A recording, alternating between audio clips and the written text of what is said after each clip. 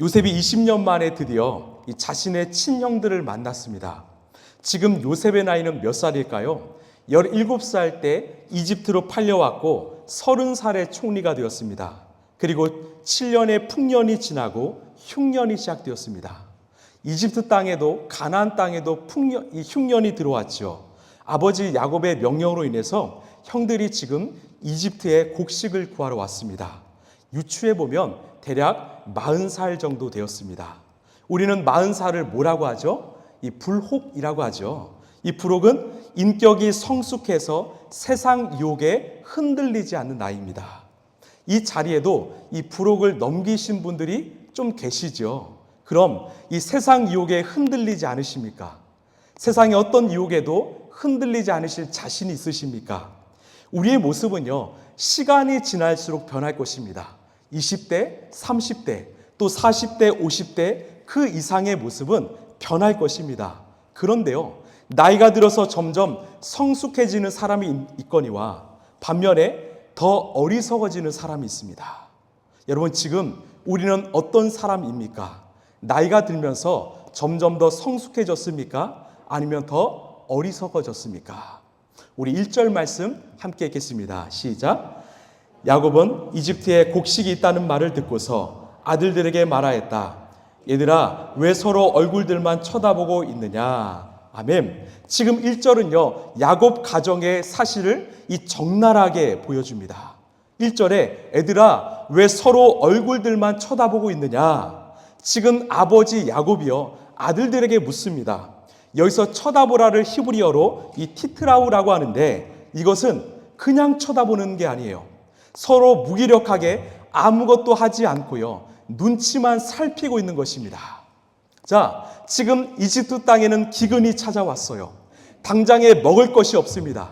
집에도 곡식이 다 떨어졌습니다. 그런데 이 아들들은 서로 눈치만 살필 뿐 어떤 해결 방법을 찾지 않는 것입니다. 여러분, 이 아들들의 나이가 어립니까?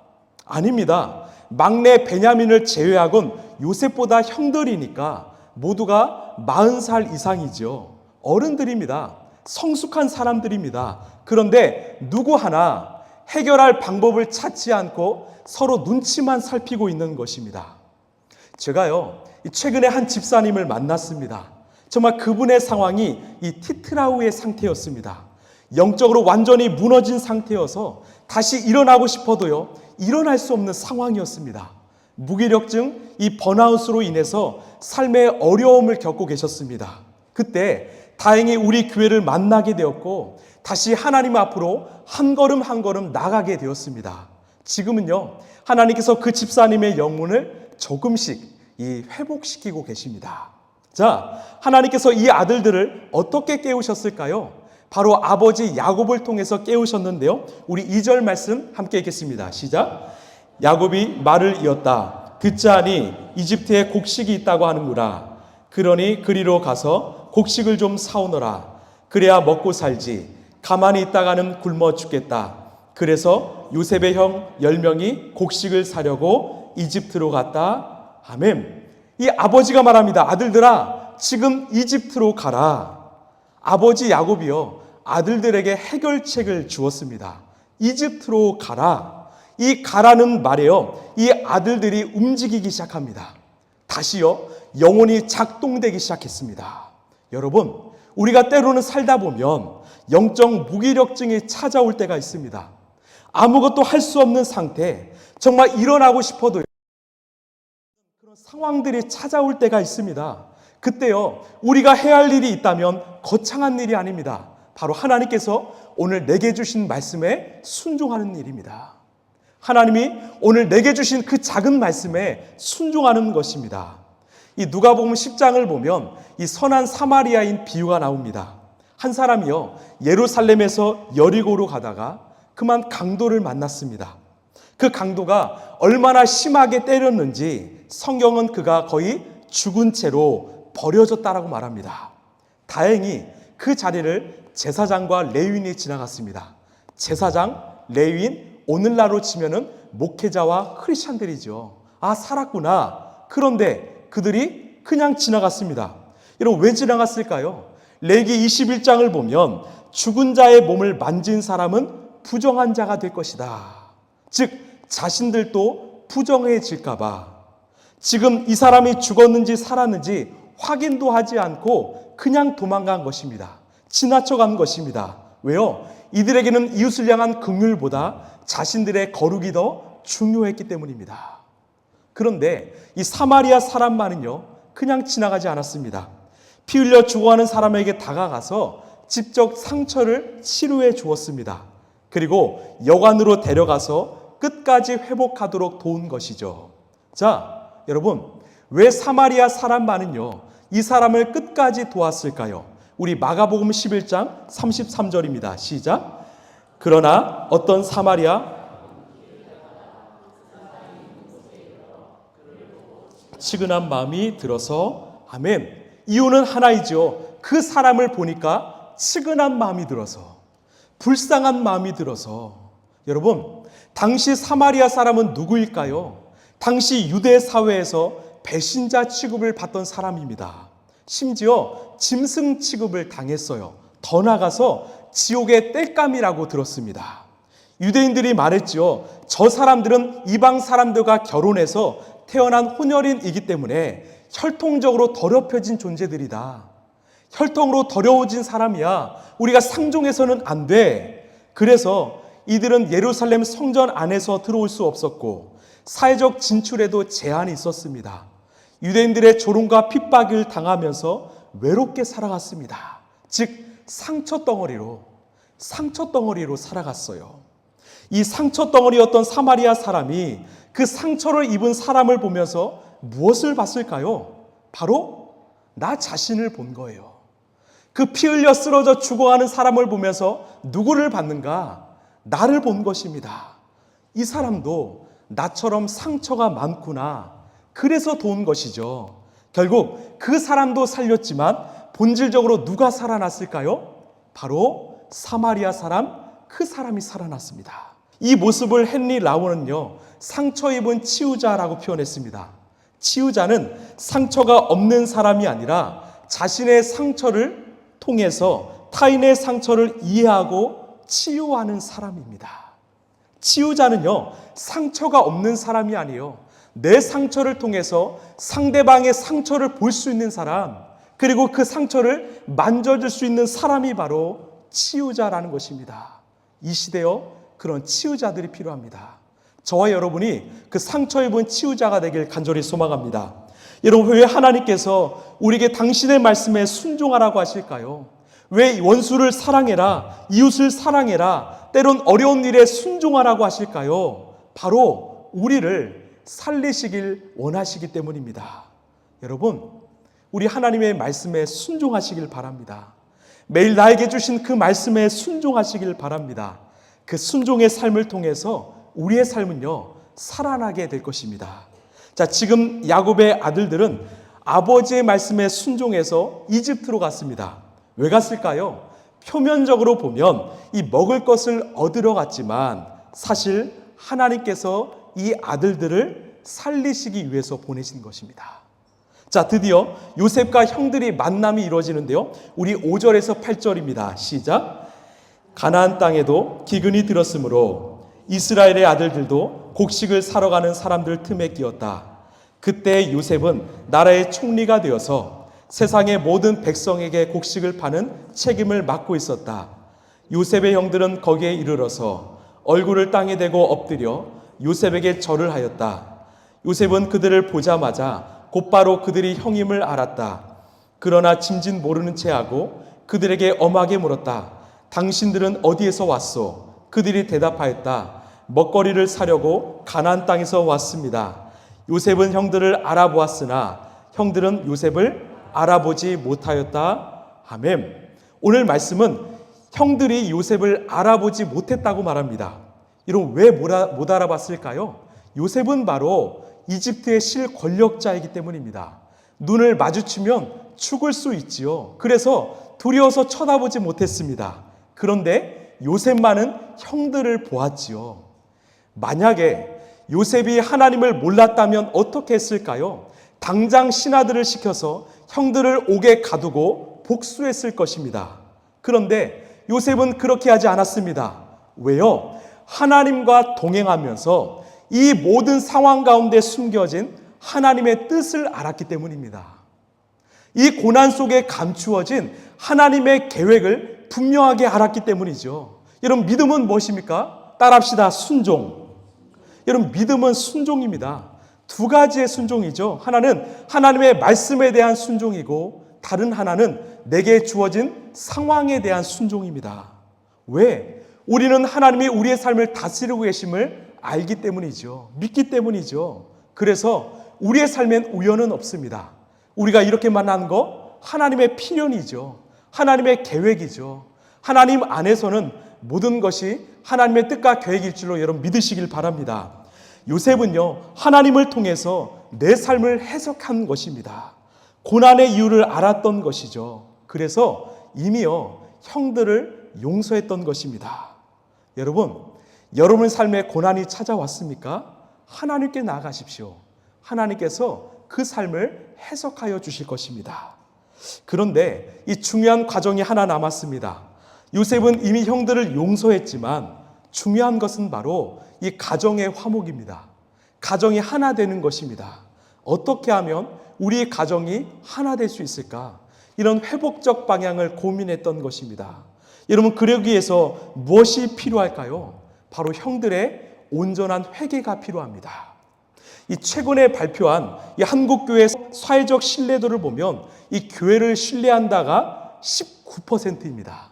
이 불신의 원인으로는 이 세 가지를 봅니다. 하나는 교회 이익 우선주의, 또 하나는 윤리 도덕성의 문제, 세 번째는 교회의 정치적인 참여와 발언입니다.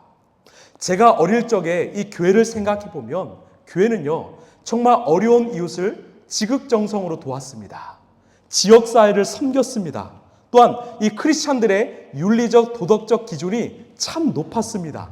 그래서 예수를 믿는 사람들을 향해서 참 정직하다, 참 믿을만하다, 저 사람들은 참 용서나 사랑이 많아, 이런 이야기를 참 많이 들었습니다. 그런데요, 지금은 정반대가 되었습니다. 왜 이렇게 되었을까요? 제가 곰곰이 생각해 보니까 이 교회 안에 너무나 값싼 은혜, 값싼 회개가 너무 많은 것입니다. 여러분, 회개는 무엇일까요? 온전한 회개는 바로 지, 정, 의의 세 단계가 필요합니다. 먼저는 이 지성적인 영역, 인식입니다. 회개를 헬라어로 이 메타노이어라고 해서 마음을 바꾸다, 생각을 고치다라고 합니다. 먼저 자신이 지은 죄의 심각성을 이 절실히 깨달아야 합니다. 아, 지금 내가 잘못 살고 있구나. 내가 죄인이구나. 내가 심각한 죄인이구나. 우리는요, 이 인식으로 깨달아야 합니다. 두 번째는요, 이 정서적인 영역인데 애통입니다. 단순히 내가 죄를 저질렀다는 것에 대한 슬픔이 아니라 하나님이 이런 나를 보시면서 얼마나 가슴 아파하실까. 내가 하나님의 자녀됨을 잃어버렸구나. 하나님의 형상을 잃어버렸구나. 그래서 하나님이 지금 나를 보며 가슴 아파하시는구나. 이 애통이 회복되어야 합니다. 뿐만 아니라 나의 죄로 인해서 내 가족들과 주변 사람들이 힘들었겠구나. 이 양심의 가책으로 인한 이 깊은 아픔, 애통이 필요한 것입니다. 마지막 세 번째는요, 이 의지적인 영역인데 돌이킴입니다. 죄를 향해 나가던 그 발걸음을 멈추고요, 다시 예수님께 돌아와야 합니다. 죄를 미워하고 끊어내고 예수님께 다시 돌아오는 것까지가 바로 회개입니다. 여러분, 성경이 말하는 온전한 회개는요, 입술만의 고백이 아니라 내 삶으로 행동하는 삶의 고백일 줄로 여러분 믿으시길 바랍니다. 이 온전한 회개가 있을 때 이 야곱의 가족은요, 다시 하나 될 수 있었던 것입니다. 여러분, 이것은 우리도 마찬가지예요. 우리가 이 밤에 모여서 함께 예배하고 기도합니다. 기도하다 보면 하나님께서 내가 몰랐던, 내가 은밀히 지었던 죄를 깨닫게 하실 것입니다. 그럼 우리는 회개해야 합니다. 온전한 회개는요, 지, 정, 의입니다. 먼저 내 죄가 얼마나 심각한가, 나로 인해서 하나님의 형상과 또한 자녀됨이 상실되지 않았는가, 우리는 깨달아야 합니다. 그리고 하나님의 마음으로 애통해야 하고 다시 의지를 가지고 예수님께 돌아가야 합니다. 그래서 회개는 하나님이 우리를 정죄하시는 도구가 아니라 우리를 살리시기 위한 하나님 나라의 초대입니다. 회개는요, 우리가 세상 속에 살다가 잃어버린 하나님의 형상을 회복하는 시간입니다. 회개는 내가 잃어버린 하나님의 형상을 회복하는 시간입니다. 여러분, 오늘 이 시간이 바로 그 시간인 줄로 믿습니다. 여러분, 하나님 앞에 나아가 회개하시길 바랍니다. 다시 주님께 돌아오시길 바랍니다. 그래서 우리가 잃어버린 하나님의 형상, 하나님의 자녀됨을 회복하시길 바랍니다. 자, 요셉은 어떻게 했을까요? 먼저는요, 형들을 모른 채 했습니다. 왜 모른 채 했을까요? 요셉이 형들을 아는 척하면 이 온전한 회개가 나오지 않기 때문이죠. 그리고 형들에게 위기를 주었습니다. 형들을 순식간에 첩자로 몰았습니다. 우리 9절에서 10절입니다. 시작. 그때 요셉은 형들을 두고 꾼 꿈을 기억하고 그들에게 말하였다. 당신들은 첩자들이요, 이 나라의 허술한 곳이 어딘지를 엿보러 온 것이 틀림없소. 그들이 대답하였다. 아닙니다. 총리여름, 소인들은 그저 먹거리를 사러 왔을 뿐입니다. 아멘. 지금 형들은요, 갑자기 첩자로 몰려서 죽음 앞에 섰습니다. 한 번도 경험하지 못한 죽음 앞에 서서 자신들의 삶을 돌아보게 되었습니다. 거기서 끝이 아니죠. 이 요셉은 형들을 감옥에 가두었습니다. 우리 마지막 15, 16절입니다. 시작. 그러나 당신들이 이 진실을 증명할 길은 있어. 바로께서 살아계심을 두고 맹세하여 당신들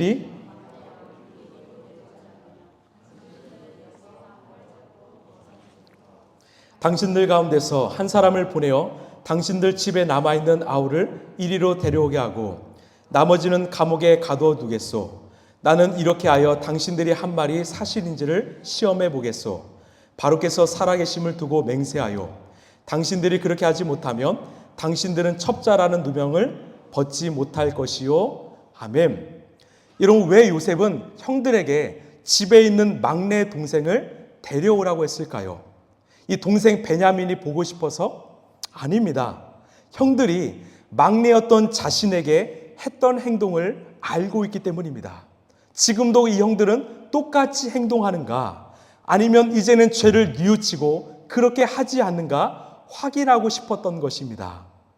여러분, 왜 요셉은 형들을 이렇게 불편하게 할까요? 이것은 형들을 미워해서가 아니라 형들을 사랑하기 때문입니다. 진심으로 사랑했기 때문입니다. 저는요, 이 장면에서 이 다메섹에서 예수님을 만난 이 사도 바울이 생각났습니다. 예수님을 처음 만난 사도 바울은요, 3일 동안 눈이 멀었습니다. 앞이 보이지 않았어요. 아니, 예수님을 만나면 안 보이던 눈이 떠야 정상이 아닙니까? 그런데 바울은 예수님을 만나고 잘 보이던 눈이 멀었습니다. 여러분, 왜 예수님은 바울에게 그런 고난을 주셨을까요? 지금까지 사도 바울은 자기 스스로 잘 보는 사람이라고 착각하며 살았습니다. 세상적 기준과 가치관으로 사람들을 판단했고 많은 크리스찬들을 정죄했습니다. 그래서 그 3일의 시간은 육신의 눈이 멀고 영적인 눈이 열리는 시간이었습니다. 하나님께서 그 시간을 통해서 바울의 눈을, 바울의 시선을 교정시켜 주셨습니다.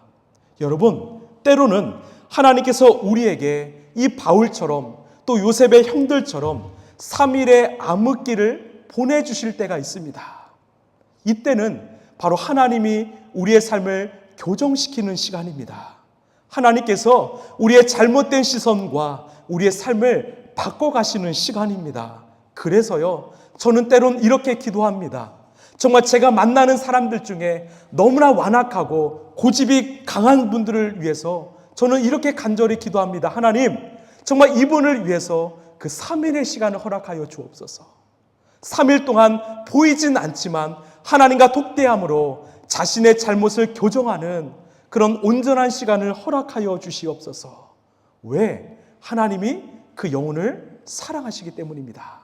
이것이 바로 진정한 회복이지요. 오늘 말씀을 마무리하겠습니다. 저는 오늘 말씀을 생각하면서 이 욥의 고백이 생각났습니다. 욥기 23장 10절 말씀인데요.